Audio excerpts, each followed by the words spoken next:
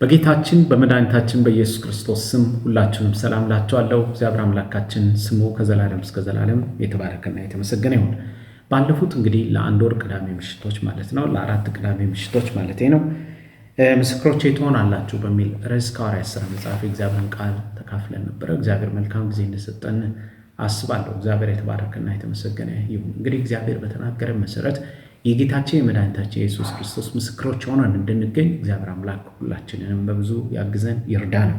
ዛሬ በሌላ መልእክት መጥቻለሁ እና ይኸውም መንፈስ ቅዱስ በልቤ ያስቀመጠው የይሁዳን መልእክት ዙሪያ የእግዚአብሔርን ቃል እንድንማማር እግዚአብሔር አምላካችን በልቤ ውስጥ አስቀምጧል። የይሁዳ መልእክት በአንድ ቅዳሜ ምሽት በ20ና በ30 ደቂቃ ውስጥ በምትኖረን የመልእክት ጊዜ በፍጹም ልናጠቃልለው ስለማንችል በተከታታይ ይህንን መጽሐፍ የምናይበት ሁኔታ ይኖረናል ማለት ነው። ስለዚህ በእነዚህ በቀጣይ ሳምንታት ውስጥ የምንማረው እንግዲህ ከይሁዳ መልእክት ይሆናል። ለዚህ ለይሁዳ መልእክትን ርዕስ አድርጌ የሰጠሁት ወገኖቼ በአጭር ቃል ተጋደሉ የሚል ነው። ይህም ደግሞ በቁጥር 3 ላይ እንደተጻፈ እንዲሁ ማለት ነው። ወዳጆች ሆይ ስለምንካፈለው ስለ መዳናችን ልጽፍላችሁ እጅግ ተግቼ ሳለሁ ለቅዱሳን አንድ ጊዜ ፈጽሞ ስለሰጠ ሃይማኖት እንድትጋደሉ እየመከርኳችሁ ጽፍላችሁ ዘንድ ግድ ሆነብኝ ብለው ይሁዳ በቁጥር 3 ላይ ሲናገር እናያለን። እርሱን የወሰድኩት እንግዲህ ከዚህ ጥቅስ ነው። ተጋደሉ ወይንም ደግሞ እንድትጋደሉ የሚለው ቃል የመጽሐፉ ዋና ትምህርት ነው። የመጽሐፉ ዋና መልእክት ነው። የመጽሐፉ ዋና የሆነ መሪ ቃል ሆኖ እንመለከታለን። ይሁዳ በመልእክቱ ተጋደሉ የሚለው ለቅዱሳን አንድ ጊዜ ስለሰጠ ሃይማኖት ወይንም ደግሞ እምነት ነው። ወገኖቼ ይሄ ያመንነው እምነት ወይንም ደግሞ ይሄ በጌታ በኢየሱስ ክርስቶስ የተቀበልነው መዳን ተጋድሎ ያለበት እንደሆነ ከዚህ መልእክት ልንረዳ እንችላለን ማለት ነው። እስቲ ጥቂት ስለ መዳናቸው ወይንም ስለ እምነታችን እናንሳ። እምነታችን ወገኖቼ ስጦታ ነው። ሰጪው ደግሞ እግዚአብሔር ነው። የሰጠን በልጁ በጌታ በኢየሱስ ክርስቶስ አማካኝነት ነው። የተሰጠው ለሰው ሁሉ ነው። የሰጠን አንድ ጊዜ ፈጽሞ ነው። የሰጠን እምነት ደግሞ የምንጋደልለት ነው። ስለሰጠን እምነት ደግሞ መጋደል ወገኖች ሆይ ትእዛዝ ነው። እግዚአብሔር አምላካችን ስሙ ለዘላለም የተባረከና የተመሰገነ ይሁን። ስለዚህ ነው መጽሐፍ ለቅዱሳን አንድ ጊዜ ፈጽሞ ስለተሰጠ ሃይማኖት ብለው የሚናገረው ለዚህ ነው። ስለዚህ ስጦታነቱን ያመለክተናል ማለት ነው። በይሁዳ መልእክት ቁጥር 3 ላይ በዋናነት ይህንን እንመለከታለን። ተጋድሎ የሚለው ቃል በወቅቱ ቤተክርስቲያን የነበረችበትን ሁኔታ ያመለክታል። ከባድ የሆነ ተግዳሮትን እንደገጠማት ደግሞ የሚያሳይ ቃል ነው። ስለዚህም ይሁዳ እንደዚህ ይላል፣ እጽፍላችሁ ዘንድ ግድ ሆነብኝ ብሎ ሲናገር እንመለከታል። እና ግድ ያለው ማን ነው ካላችሁ፣ ግድ ያለው የእግዚአብሔር መንፈስ እንደሆነ እንረዳለን። ግድ ሆነብኝ የሚለው ቃል መንፈስ ቅዱስ በይሁዳ ውስጥ ያስቀመጠውን ከባድ ሸክም የሚያመለክት ነው። መንፈስ ቅዱስ መቅረት የሌለበት ቶሎ መድረስ ያለበት ችላ የማይባል ነገር በውስጡ የማይባል መልእክት በውስጡ እንዳስቀመጠ እንግዲህ ከዚህ የእግዚአብሔር ቃል ከቁጥር 3 ላይ እንረዳለን ማለት ነው። ወደ መልእክታችን ዋና ሀሳብ ከመግባታችን በፊት የመልእክቱን ቅደም ተከተል ወይንም ደግሞ የመልእክቱን ቅደም ተከተል መመልከት እጅግ በጣም አስፈላጊ ነው። ልክ በተለምዶ አስተዋጽኦ እንደምንለው የመልእክቱን አስተዋጽኦ ለማየት እንሞክር። አንደኛ የጸሐፊው ራሱን ማስተዋወቅ እንመለከታለን። ሁለተኛ የጸሐፊውን ሰላምታ እናያለን። በሶስተኛ ደረጃ መልእክቱ የጻፈላቸውን ወገኖች ማንነት፣ በአራተኛ ደረጃ ደግሞ መልእክቱ የጻፈበትን ዓላማና ሁኔታ ደግሞ እንደዚሁ ከእግዚአብሔር ቃል ለመዳሰስ ለማየት ለመማማር እንሞክራለን ማለት ነው። እግዚአብሔር አምላካችን በጣም አድርገን እናመሰግናለን። የመልእክቱን መለወጥና የተለወጠበትን ምክንያት ደግሞ በመጽሐፍ ውስጥ እናያለን። ከዛ ባሻገር የጸሐፊውን ልባዊ ምክር አለ በመጽሐፍ ውስጥ፣ እንዲሁም ደግሞ የመጨረሻውን ቡራኬና ማበረታቻውንም ደግሞ በመጽሐፍ ውስጥ እንመለከታለን። በአጠቃላይ ይህን መልእክት በምንመለከትበት ጊዜ በመልእክት ውስጥ የምንመለከተው ዋና ነገር ምንድነው? ማስጠንቀቂያ፣ ውግዘት፣ ትንቢት፣ ምክር፣ ማበረታቻ እንዲሁም ደግሞ ቡራኬን እንመለከታለን ማለት ነው በዚህ በይሁዳ መልእክት ውስጥ። እግዚአብሔር አምላካችንን በጣም አድርገን እናመሰግናለን። የይሁዳ መልእክት አንድ ምዕራፍ ያለው መልእክት ሆኖ 25 ቁጥሮች አሉት። በአዲስ ኪዳን ውስጥ አንድ ምዕራፍ ያላቸው መልእክቶች ፊልሞና፣ ሁለተኛና ሶስተኛ ዮሐንስ መልእክት ናቸው። ስለዚህ አንድ ምዕራፍ ያላቸው በመጽሐፍ ቅዱሳችን ውስጥ በአጠቃላይ 4 መጽሐፎች ናቸው ማለት ነው። አንዱ ፊልሞና ነው፣ ሁለተኛ ዮሐንስ፣ ሶስተኛ ዮሐንስ፣ ከዛ ባሻገር ደግሞ የይሁዳ መልእክት ነው ማለት ነው። ይህ መልእክት ከአጠቃላይ መልእክቶች የመጨረሻ ደግሞ መልእክት ሆኖ ነው የምንመለከተው በአዲስ ኪዳን ውስጥ። ግልጽና ጠንካራ መልእክት ነው ወገኖቼ። በአዲስ ኪዳን ጠንካራ መልእክት ከሚባሉት መልእክቶች መካከል አንዱ የይሁዳ መልእክት ነው። የይሁዳ መልእክት ነው እና ከሁለተኛ ጴጥሮስ መጽሐፍ ምዕራፍ 2 እና 3 ጋር ደግሞ የተቀራረበ ነገር አለው። መልእክቱ የተቀራረበ ነገር አለው። ይሁዳ መልእክቱን ሲሰጥ የተጠቀመበት ቋንቋ እጅግ በጣም ጠንካራና ኃይለኛ ሆኖ ደግሞ እንመለከታለን። ስለዚህ መልእክቱ ጠንካራ ነው፣ መልእክቱ ግልጽ ነው፣ መልእክቱ ደግሞ ኃይለኛ መልእክቱ ነው እንመለከታለን። በጣም የሚቀራረበው በጣም የሚገናኘው ደግሞ ከሁለተኛ ጴጥሮስ መጽሐፍ ምዕራፍ 2 እና 3 ጋር ሆኖ እንመለከታለን። እግዚአብሔር አምላካችንን በጣም አድርገን እናመሰግናለን። እስቲ ጸሐፊው ራሱን ማስተዋወቁና ሰላምታ መስጠቱ ለመመልከት እንሞክር። ከዚህ የእግዚአብሔር ቃል ውስጥ ራሱን ከማስተዋወቁና ከሰላምታው ምንድን ነው የምንማረው የሚለውን ከዚህ በመቀጠል ለማየት እንሞክራለን። በብዙ ፎከስ የምናደርገው ራሱን ከማስተዋወቁ ጋር ያለውን ሀሳብ ነው ዛሬ የምንካፈለው የምንነጋገረው። ይሁዳ ምዕራፍ 1 ከ1 እስከ 2 የእግዚአብሔር ቃል እንደዚህ ይላል። የኢየሱስ ክርስቶስ ባሪያ የያዕቆብ ወንድም የሆነ ይሁዳ በእግዚአብሔር አብ ተወደው ለኢየሱስ ክርስቶስ ተጠብቀው ለተጠሩ ምሕረትና ሰላም ፍቅርም ይብዛላችሁ ብሎ ሲናገር እናያለን። ይሁዳ ማን ነው ወገኖቼ? ይሁዳ ማን ነው? በዚህ እግዚአብሔር ቃል መሰረት ይሁዳ ራሱን ሲያስተዋውቅ የኢየሱስ ክርስቶስ ባሪያ ወይንም ደግሞ አገልጋይ ካለ በኋላ ቀጥሎ ምን ይላል? የያዕቆብ ወንድም ብሎ ይናገራል። ሁለት ነገር ነው የምናየው ማለት ነው ራሱን በማስተዋወቅ ውስጥ። አንደኛ እኔ የኢየሱስ ክርስቶስ ባሪያ ነኝ ይላል። ሁለተኛ የያዕቆብ ወንድም ነኝ ይላል። እና የኢየሱስ ክርስቶስ ባሪያ ከማለቱና የያዕቆብ ወንድም ነኝ ከማለቱ ምንድን ነው የምንማረው የሚለውን ነው ዛሬ ከይሁዳ መልእክት ለመዳሰስ የምንሞክር ማለት ነው። በመጀመሪያ ራሱን ያስተዋወቀው አገልጋይ በማለት ነው። እግዚአብሔር አምላክ ስሙ ለዘላለም የተመሰገነ ይሁን። ይሄ ሰው እንግዲህ ለኢየሱስ ክርስቶስ በከፊል ወንድሙ ነው፣ የማርያምና የዮሴፍ ልጅ ነው። ይሁንና ግን የኢየሱስ ክርስቶስ ወንድም ነኝ፣ የዮሴፍና የማርያም ደግሞ ልጅ ነኝ ብሎ ሲል አንመለከትም ወገኖች፣ አንመለከትም። ለምንድን ነው የኢየሱስ ክርስቶስ ወንድም ነኝ ያላለው? ለምንድን ነው የዮሴፍና የማርያም ልጅ ነኝ ብሎ ያልተናገረበት ምክንያት ምንድን ነው ብለን በምንልበት ጊዜ ከዚህ ይልቅ የኢየሱስ ክርስቶስ ባሪያ አገልጋይ ነኝ ማለትን እንደመረጠ ነው በዚህ በእግዚአብሔር ቃል ውስጥ እናየው እና የተለየ ክብር አልፈለገም። የተለየም ቦታ ሲፈልግ አታዩትም። ራሱን በጌታ ፊት ሲያዋርድ፣ ራሱን ዝቅ ሲያደርግ ነው የምንመለከተው። የፈለገው ጌታን ከፍ ማድረግ ነው። የፈለገው ጌታን በራሱ ላይ መሾም ነው።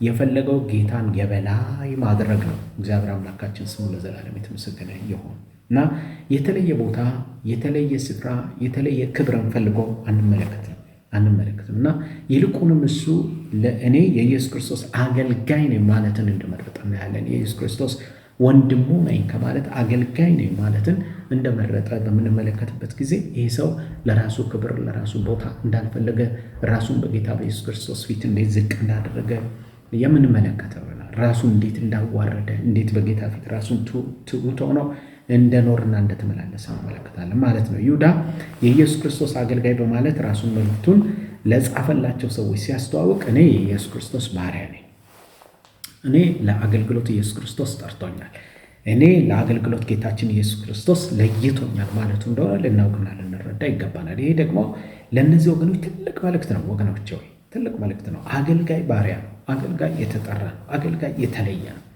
በዚህ ዘመንም ላለን አገልጋዮች ደግሞ ወይንም ደግሞ አገልጋይ ነን ለምንል ለሁላችን ይህ ትልቅ ትምህርት ይሰጠናል ወገኖች፣ ትልቅ ትምህርት ይሰጠናል እና በሮሜ መልእክት መጽሐፍ ምዕራፍ 1 ቁጥር 1 ላይ ጳውሎስ ስለ ራሱ ሲናገር ምን አለ? ሐዋርያ ሊሆን የተጠራ የኢየሱስ ክርስቶስ ባሪያ ጳውሎስ ለእግዚአብሔር ወንጌል ተለየ ብሎ ሲናገር እንመለከታለን ማለት ነው እና በጌታ የተጠራ ጥሪውና ሕይወቱን ያልጣለ አገልጋይ ወይንም ደግሞ ጠብቆ የሚኖር አገልጋይ ወገኖች ሆይ አለቃ አይደለም። በባህሪው አለቃ መሆን አይችልም። አለቃ አይደለም፣ ገዢ አይደለም፣ የበላይም አይደለም፣ ልዩ ሰውም አይደለም፣ በልዩ ሁኔታም ደግሞ የሚታይ አይደለም። የተለየ ቦታና ክብርም አይፈልግም። የተለየ ቦታ ክብር ስጡኝም አይልም። ልታይም አይልም። ኩሩ ልብም የለውም ወገኖቼ፣ የለውም። ትዕቢተኛም አይደለም። ፊተኛ ካልሆንኩም አይልም። አጅቡኝም አይልም። ክበቡኝም አይልም። የተለየ ምንጣፍም አንጥፉልኝ አይልም። ማይኩን ያዙልኝ፣ መጽሐፍ ቅዱሴን ያዙልኝም አይልም። አጉርሱኝ አልብሱኝም አይልም። የወንበር ወንቅ አዘጋጁልኝ፣ እኔ ስመጣ አጨብጭቡልኝ፣ እኔ ስመጣ ጉባኤው ይድመቅ አይልም። ስመጣ በልዩ ሁኔታ ተቀበሉኝ፣ ስትሸኙኝም በልዩ ሁኔታ ሸኙኝ የሚል አይደለም። ልዩ እንክብካቤ የሚፈልግም ደግሞ አይደለም። ከራሱ ክብር ይልቅ ለመንፈሳዊ ነገር ቅድሚያ የሚሰጥ ነው። በእውነት በጌታ በኢየሱስ ክርስቶስ የተጠራ የጌታ ባሪያ የሆነ አገልጋይ፣ ለክርስቶስ ወንጌል የተለየ አገልጋይ፣ በክርስቶስ ኢየሱስ የተጠራ አገልጋይ። ይሄ እኔ አሁን የጠቀስኩላችሁ ነገር በፍጹም የእሱ ባህሪ አይደለም። እውነተኛ አገልጋይ ግን ትሑት ነው። ልክ እንደ ይሁዳ ትሑት ነው። የተለየ ክብርና ቦታም ደግሞ አይፈልግም። የተለየ ስፍራ እንዲሰጡትም አይፈልግም። ለመንፈሳዊ ነገር ቅድሚያ ይሰጣል። ለአገልግሎቱ ቅድሚያ ይሰጣል። ለእግዚአብሔር ቅድሚያ ይሰጣል። ለእግዚአብሔር ቤት ቅድሚያ ይሰጣል። ለሚያገለግለው ለእግዚአብሔር ሕዝብ ቅድሚያ ይሰጣል። ወገኖች ቅድሚያ ይሰጣል። አንዳንድ ነገር እንዲሁ ዝም ብዬ አንድ ነገር ላንሳ ለትምህርታችን እንዲሆን አጭር ነገር ነው ማነሳው። አንዳንድ ልጆች አይታችሁ እንደሆነ አንዳንድ ቤት ውስጥ እጅግ በጣም ሞልቃቆች ናቸው። የተለየ ቦታ ይፈልጋሉ፣ የተለየ ክብር ይፈልጋሉ እና ከዚህም የተነሳ መኝታ ቤታቸው ቁጭ ብለው መኝታ ቤታቸው ድረስ ራት እንዲመጣላቸው ይፈልጋሉ። ልዩ ቦታ እንድትሰጧቸው ይፈልጋሉ። እንድታከብሯቸው ይፈልጋሉ። ጫማቸውን እንድታደርጉላቸው ይፈልጋሉ። አልጋቸውን እንድታነጥፉላቸው፣ ልዩ ምግብ እንድታዘጋጁላቸው ይፈልጋሉ። በቃ ምናልባት ስለ እነዚህ ልጆች ሕይወት በምናስብበት ጊዜ የወላጆቻቸውን ችግር ነው ልንል እንችል ይሆናል። ሊሆንም ይችላል። በሚሄዱበት መንገድ አልመሯቸውም እና እንደዚህ አይነት ልጆች ሆነዋል። ልክ የሚገርመው ነገር በእግዚአብሔር ቤት ውስጥ አንዳንድ አገልጋዮች ልክ እንደዚህ ናቸው። የተለየ ቦታ ይፈልጋሉ። የተለየ ክብር ይፈልጋሉ። የተለየ ወንበር ይፈልጋሉ። በልዩ ሁኔታ እንድንቀበላቸው ይፈልጋሉ። ሆይ እንድንላቸው ይፈልጋሉ። እንድናጨበጭብላቸው ይፈልጋሉ። እንድናሞግሳቸው ይፈልጋሉ። እንድናከብራቸው ይፈልጋሉ። የሚገርማቸው ነገር ይፈልጋሉ እና ለክብር ቅድሚያ ይሰጣሉ። የበለጠ የተሻለ እንክብካቤ እንዲደረግላቸው ይፈልጋሉ። ሲመጡም ሲሸኙም ወገኖቸው በልዩ ሁኔታ እንድትሸኟቸው፣ እንድታከብሯቸው፣ ቦታም እንድትሰጧቸው ደግሞ የሚፈልጉበት ሁኔታ አለ። አሁን እኔና እናንተ ያለንበት ዘመን እንግዲህ አገልጋይን በተመለከተ እንዲህ ያለ ነገር በብዙ የሚታይበት ዘመን ነው። እግዚአብሔር አምላክ እንግዲህ ከዚህ እጅግ በጣም አድርጎ ይጠብቀን። በጌታ የተጠራ አገልጋይ ግን አንድ ነገር ልንገራችሁ፣ እንደነ ይሁዳ ትሑት ነው። በትህትና ይኖራል፣ በትህትና ደግሞ ያገለግላል። ራሱን ለአገልግሎት የሚጠራ በሰዎችም ደግሞ በሁኔታዎችም ደግሞ የተጠራ አይደለም። እንዲህ ያለው አገልጋይ ሁኔታዎች አልጠሩትም፣ የሚገርማችሁ ሰዎች አልጠሩትም፣ እሱ ራሱን አይጠራም። በሰራዊት ጌታ በእግዚአብሔር የተጠራ አገልጋይ ግን አንድ ነገር ልንገራችሁ፣ ሕይወቱን እስካልጣለ ድረስ በእውነት በትህትና ይኖራል፣ በትህትና ደግሞ ያገለግላል። አገልጋይ በማን እንደተጠራ ለምን እንደተጠራና የተጠራበትንም ጥሪና ጸጋ ደግሞ የሚያውቅ ነው። ይህንን ከይሁዳ ሕይወት ልንማር እንችላለን። ለራሱ የተለየ ቦታ ሲሰጥ፣ የተለየ ክብር ሲሰጥ አትመለከቱትም ወገኖቼ። ስፍራውን ደግሞ የሚያውቅ ነው። የሚንቀሸቀሽ አይደለም። ጭምትና ደግሞ በጣም የተረጋጋ ነው። አገልጋይ በዝቅታ በትህትና ከፍታ እንዳለ ደግሞ የተረዳ ነው። እንዲህ ያለው አገልጋይ ልክ ማቴዎስ ወንጌል መጽሐፍ ምዕራፍ 20 ቁጥር 26 ላይ እንጻፈ በእናንተስ እንዲህ አይደለም? ነገር ግን ማንም ከእናንተ ታላቅ ሊሆን የሚወድ የእናንተ አገልጋይ ይሁን፣ ከእናንተ ማንም ፊተኛ ሊሆን የሚወድ የእናንተ ባሪያ ይሁን ብሎ መጽሐፍ ቅዱሳችን ይናገራል። ይህን የተረዳ ይሄ ገባው እና እግዚአብሔር አምላካችን በጣም አድርገን እናመሰግናለን። ወገኖች ሆይ አገልጋይ ነን የምንል ሁላችን ከይሁዳ ይህንን እንማራለን እና አገልጋይ በጌታው የተሾመ እውቅና የተሰጠው ራሱን የሚሾም ለራሱ እውቅና የሚሰጥም ደግሞ አይደለም በፍጹም። አገልጋይ የራሱ ሳይሆን የቤተ ክርስቲያንና የጌታው አገልጋይ እንደሆነ እንኳን ያውቃል። በፍቅር በጤናማ ሕይወትና ግንኙነት ደግሞ ያገለግላል። እግዚአብሔር አምላካችን ስሙ ለዘላለም ይመስገን። ኤፌሶን መጽሐፍ ምዕራፍ 3 ቁጥር 7 እግዚአብሔር ቃል ሲናገር እንደዚህ ይላል፣ እንደ ኃይሉ ሥራ ይላል ጳውሎስ እንደተሰጠኝም እንደ እግዚአብሔር ጸጋ ስጦታ መጠን የወንጌል አገልጋይ ሆንሁለት ብሎ ሲናገር እናያለን። እና እግዚአብሔር በኃይሉ በሰጠኝ ደግሞ በጸጋው ስጦታ የዚህ ወንጌል አገልጋይ ሆኛለሁ ብሎ ሲናገር ነው የምትመለከቱት። ሆኛለሁ ብሎ ነው ሲናገር የምንመለከተው። እንግዲህ አገልጋይ ወገኖች የእግዚአብሔር ቃል እንደሚነግረን የተወደደ ወንድም ነው። አገልጋይ በጌታ የታመነ ነው። አገልጋይ አብሮ ሰራተኛ ነው። አገልጋይ ታማኝ ነው። አገልጋይ የቤተ ክርስቲያን አገልጋይ ነው። እግዚአብሔር የተመሰገነ ነው። እግዚአብሔር የሰጠውን ሕዝብ በአክብሮት በትህትና ያገለግላል። ራሱን ደግሞ የሚመግብ ነው። ራሱን ዲስፕሊን አድርጎ በእግዚአብሔር እግር ስር ቁጭ ብሎ ከቃሉ የሚማር ነው። በታማኝነት የሚሰራ ነው፣ የሚያገለግል ነው። እንግዲህ ወገኖች ይሁዳ የጌታ ባሪያ ሲል ይህን ሁሉ ማለቱ ነው። የጌታ ባሪያ ሲል ብዙ መልእክት አለው። የጌታ አገልጋይ ነኝ ሲል ብዙ መልእክት አለው። ወገኖች ይህ ሰው በጣም የሚገርማቸው አንድ ነገር መረዳትና ማወቅ ያለብን ነገር ለራሱ ክብረን ለራሱ ቦታም የተለየም ስፍራ ሲፈልግ አትመለከቱም። የተለየ ስፍራና ቦታ ቢፈልግ ኖሮ ክብር ቢፈልግ ኖሮ እኔ የጌታ ወንድም ነኝ ብሎ ይናገር ነበር። በመልእክቱ ውስጥ ይናገር ነበር። ለዚህ እኔ አንድ ጥያቄ አለኝ። አንተ የማን አገልጋይ ነው? ማን ነው አንተን ለአገልግሎት የጠራ? አንቺ የማን አገልጋይ ነሽ? ማን ነው አንቺን ለአገልግሎት የጠራሽ? ሰዎች ናቸው? ሁኔታዎች ናቸው? ራስሽ ነሽ? ራስን? ሁኔታዎች ናቸው? ሰዎች ናቸው የጠሩ። አንተ የማን አገልጋይ ነህ? በእውነት የጌታ የሆነ አገልጋይ፣ በጌታ የተለየ፣ በጌታ የተጠራ አገልጋይ፣ በጌታ እውቅና የተሰጠው፣ በጌታ የተሾመ አገልጋይ ሁል ጊዜ በትሕትና ሕይወቱ ይታወቃል። እግዚአብሔር አምላካችን ስሙ ለዘላለም ይመስገን። ሌላው ይህ ሰው ራሱን ያስተዋወቀበትን መንገድ ደግሞ እንደዚሁ እንመልከት። የያዕቆብ ወንድም በማለት ራሱን ሲያስተዋወቅ እንመለከታለን እና አስቀድመን ይሁዳ በሚል ስም የተጠሩትን ሰዎች ምናልባት መመልከት አስፈላጊ ሊሆን ይችላል። በአዲስ ኪዳን በብሉይ ኪዳን ይሁዳ በሚል ስም መጠራት በአይሁድ ዘንድ እጅግ በጣም የተለመደ ነው እና በአዲስ ኪዳን ብዙ ሰዎች በዚህ ስም ተጠርተዋል። ከነዚህም መካከል ስድስቱን ላንሳላቸው። አንዱ የአስቆሮቱ ይሁዳ ነው። ሌላው የያዕቆብ ልጅ ከሐዋርያት አንዱ የነበረው ይሁዳ ነው። ሌላው የገሊላው ይሁዳ ነው። ሌላው የደማስቆስ ሰው ይሁዳ ነው። ሌላው በርሲያን የተባለው ይሁዳ ነው። ሌላው የጌታ ወንድም የነበረው ይሁዳ ነው። በዚህ እግዚአብሔር ቃል ውስጥ እንግዲህ ስናጠና እነዚህ ይሁዳዎችን እንመለከታል እና ይህን የይሁዳን መልእክት የጻፈው ደግሞ የጌታ ከፊል ወንድም የነበረው የያዕቆብ ወንድም መልእክቱን የጻፈው ማለት ነው እና ወደ ላይ ያነሳናቸው አምስቱ ይሁዳዎች ሳይሆኑ በብዙ የመጽሐፍ ቅዱስ አዋቂዎችም የሚስማሙበት የጌታ ወንድም የነበረው ይሁዳ ይህን መልእክት እንደጻፈ እንግዲህ እንመለከታለን። ለምንድን ነው የያዕቆብ ወንድም በማለት ራሱን ለእነዚህ ተደረሰያን መልእክቱን ለጻፈላቸው ሰዎች ራሱን የሚያስተዋውቅበት ዋነኛ ምክንያት ምንድን ነው ካላችሁ፣ ያዕቆብ በቀደመችው ቤተክርስቲያን ታዋቂ ሰው ስለነበረ ነው።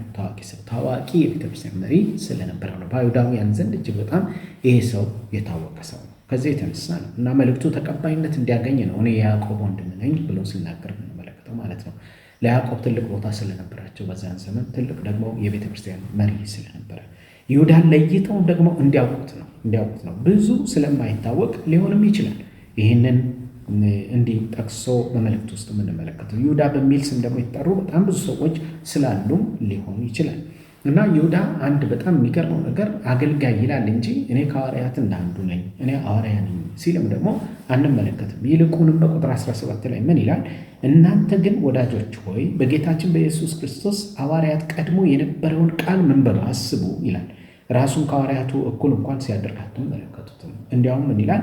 በኢየሱስ ክርስቶስ ሐዋርያት ይላቸዋል። በኢየሱስ ክርስቶስ ሐዋርያት አስቀድሞ የተነገረውን ቃል ምን በሉ አስቡ ብሎ ሲናገራቸውና ለሐዋርያቱ ለ12ቱ ትልቅ ቦታና ክብር ሲሰጥ ነው የምንመለከተው። መቼ ይህ ሰው ዳነ የሚለው መጽሐፍ ቅዱሳችን ጌታችን ኢየሱስ ክርስቶስ ከሞት ከተነሳ በኋላ ነው። ከዛ በፊት ግን በክርስቶስ ኢየሱስ እንዳመነ የኢየሱስ ክርስቶስ ተከታይም እንደነበረ መጽሐፍ ቅዱሳችን ወንጌላት አይነግሩንም።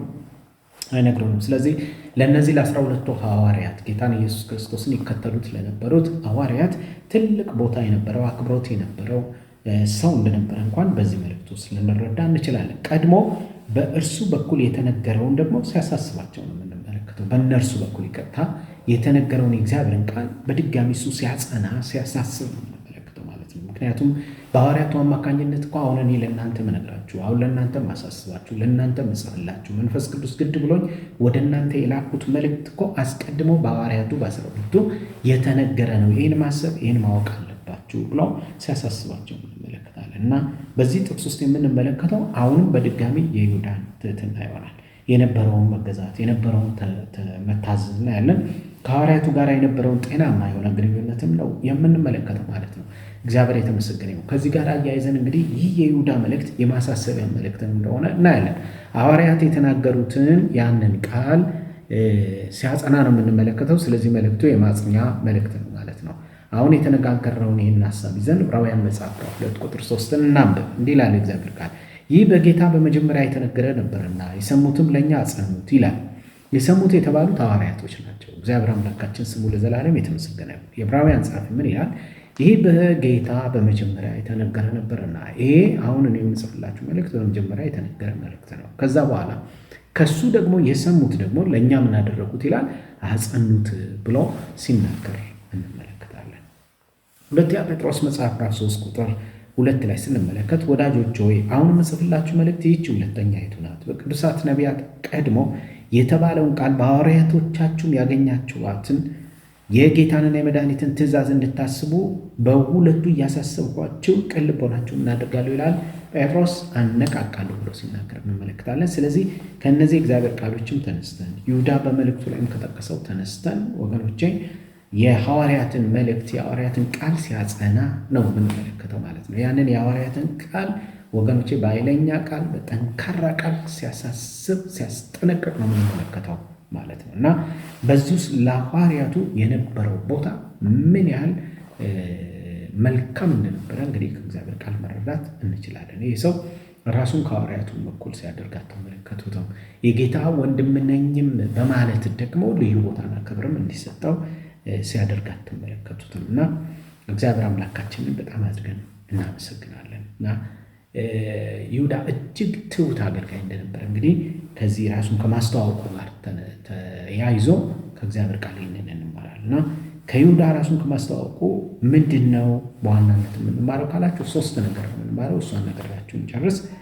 የመጀመሪያው ነገር የትህትና ሕይወቱን ነው የምናየው እና ትህትናን ከይሁዳ ሕይወት እንማራለን። ሁለተኛ ለመንፈሳዊነት ቅድሚያ የሚሰጥ አገልጋይ መሆኑን ደግሞ እንማራለን። እግዚአብሔር የተመሰገነ ይሁን። ለራሱ ክብር፣ ለራሱ ቦታ፣ ለራሱ ስፍራ የተለየ ነገር ለራሱ ሲፈልግ አታዩትም፣ ግን ለመንፈሳዊነት ለአገልጋይነት ቅድሚያ ሰጥቶ እንመለከታለን። በሶስተኛ ደረጃ ጌታ ያልሰጠውንም ስያሜ ደግሞ ለራሱ የማይሰጥ ለራሱ የማይጠቀምም ደግሞ አገልጋይ ሆኖ እንመለከታለን። ራሱን ከሐዋርያቱ እንደ አንዱ ሲያደርግም ከሐዋርያቱ እንደ አንዱ አድርጎ ራሱንም ሲያስተዋውቅን አንመለከትም፣ በፍጹም አንመለከትም እና የኢየሱስ ክርስቶስ ሐዋርያቱ 12 እንደሆኑ የተረዳ ነው እና እኔም ከእነሱ እንደ አንዱ ነኝ ሲልም ደግሞ በመጽሐፍ ቅዱሳችን ውስጥ አንመለከትም። ራሱን በእነርሱ ወንበር ሲያስቀምጥም አትመለከቱም። ይሁዳ ራሱን የኢየሱስ ክርስቶስ አገልጋይ በማለት ይጠራል ማለት ነው። ስለዚህ ከይሁዳ መልእክት ይሁዳ ራሱን ከማስተዋወቁ ጋር ተያይዘው 3 ዋነኛ ነገር እንማራለን። አንደኛ ትህትና፣ ሁለተኛ ለመንፈሳዊነት ቅድሚያ መስጠት፣ ሶስተኛ ጌታ ያልሰጠንን ስያሜ ለራሳችን መስጠት እንደሌለብን ወገኖች ሆይ ልንማር እንችላለን ማለት ነው። እግዚአብሔር አምላክ ሁላችሁንም አብዝቶ ይባርካችሁ። በጌታችን በመድኃኒታችን በኢየሱስ ክርስቶስ ስም አሜን። በሚቀጥለው ሳምንት ይህንኑ ትምህርት ቀጥለን የምናይበት የምንማማርበት ሁኔታ ይኖራል። በተረፈ የይሁዳን መጽሐፍ እያጠናን እያነበብን እንድንጠባበቅ ትምህርቱን ሁላችሁን አሳስባችኋለሁ። እግዚአብሔር አምላካችን አብዝቶ ሁላችሁን ይባርክ። በጌታ በኢየሱስ ክርስቶስ ስም አሜን።